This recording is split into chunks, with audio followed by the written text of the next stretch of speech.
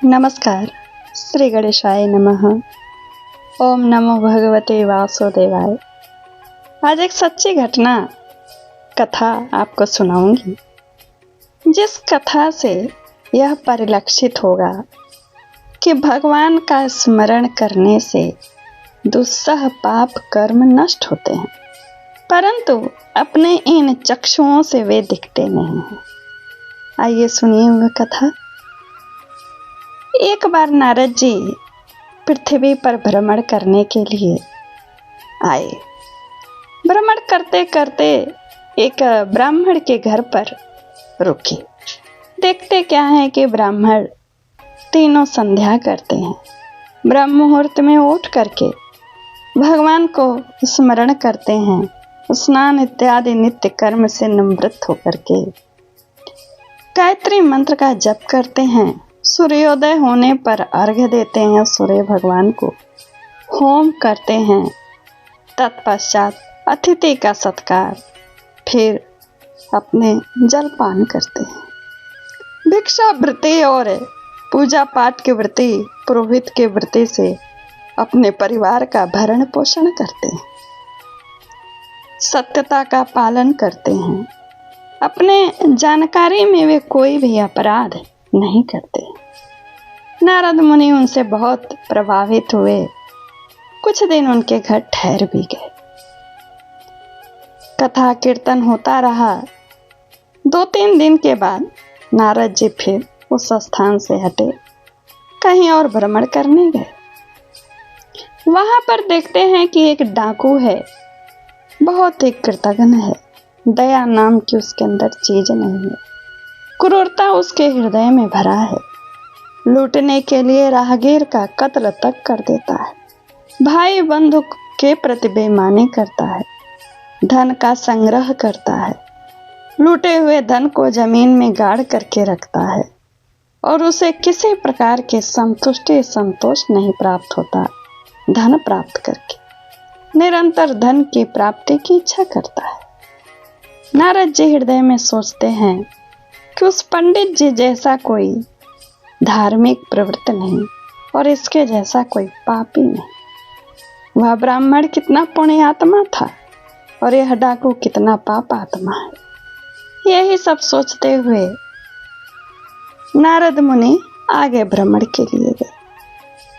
आगे भ्रमण के लिए जा ही रहे थे कि एक आश्चर्यजनक घटना देखते हैं कि वही जिस वेद पाठी ब्राह्मण के यहाँ रुके थे, वह अचानक जंगल के एक मार्ग में बड़े पत्थर से ठोकर खा करके गड्ढे में गिरता है।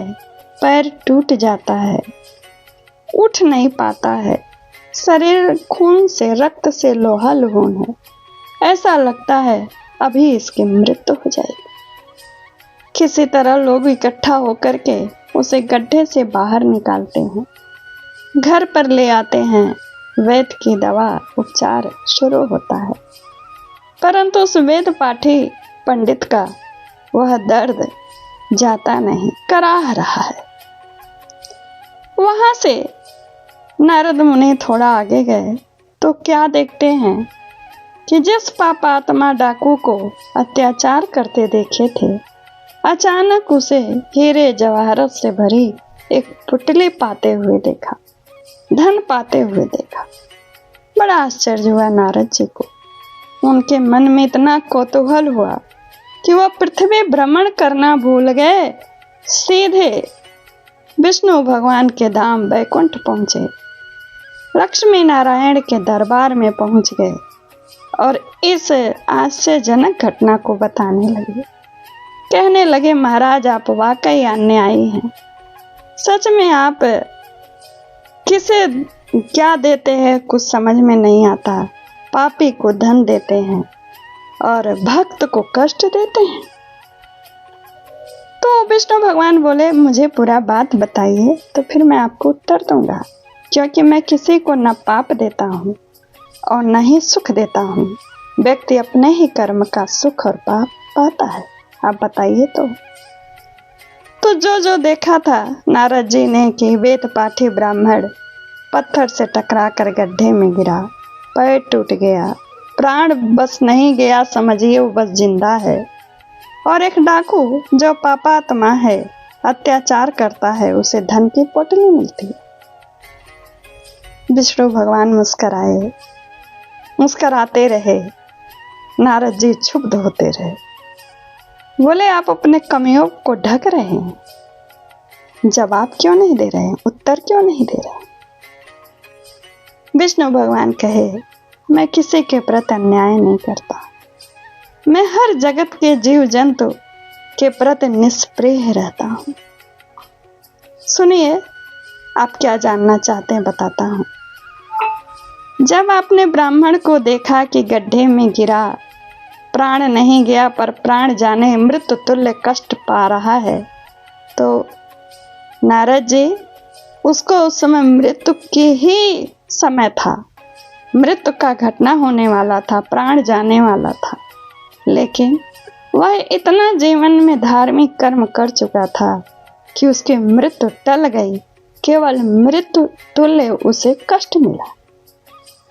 तो आप जानिए यहाँ पर भगवान के स्मरण करने से कैसे ब्राह्मण का एक मृत्यु टल गया। अब कहते हैं विष्णु भगवान, अब आइए डाकू की बात सुनिए।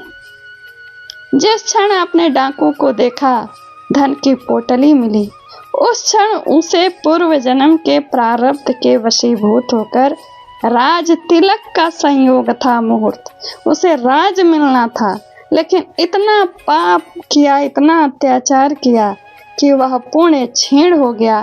केवल धन की छोटी सी पोटली मिली, जहां उसे राज्य मिलना था, राज लक्ष्मी मिलना था, वहां उसे सिर्फ धन की पोटली मिली। इस तरह कोई भी नारद मुनि अपने कर्म को ही पाता है। मैं किसी को अलग नहीं देता, अन्यथा नहीं देता, न पाप देता हूँ, न पुण्य देता हूँ, न कष्ट देता हूँ, न सुख देता हूँ। भगवान के स्मरण से उसका मृत्यु टला और इसके पापाचार से इसका राज्य तिलक होना, राजा बनना टला। इस तरह जो कोई भी कहता है कि भगवान के स्मरण करने से पाप नहीं करता, उसकी आंखें खोलने वाली एक कथा है। मृत्यु भी टल जाती है और पाप करने से राज तिलक भी हट जाता है। तो यह कथा कैसी लगी जरूर बताइए। चैनल को सब्सक्राइब करिए और लाइक कमेंट शेयर करिए। धन्यवाद। और जरूर भगवान को स्मरण करिए। इस कथा से इतना तो आपको जरूर समझ में आ गया होगा कि निरंतर जितना भी समय मिले ईश्वर का स्मरण करना चाहिए। अपने कौन से पाप हैं जो इतने दुस्सह हों, जो भगवान का स्मरण करने से कट जाएं। वही एकमात्र दवा है। कर्म बंधन से काटने वाला केवल भगवान का स्मरण ही है, नाम ही है। नमस्कार।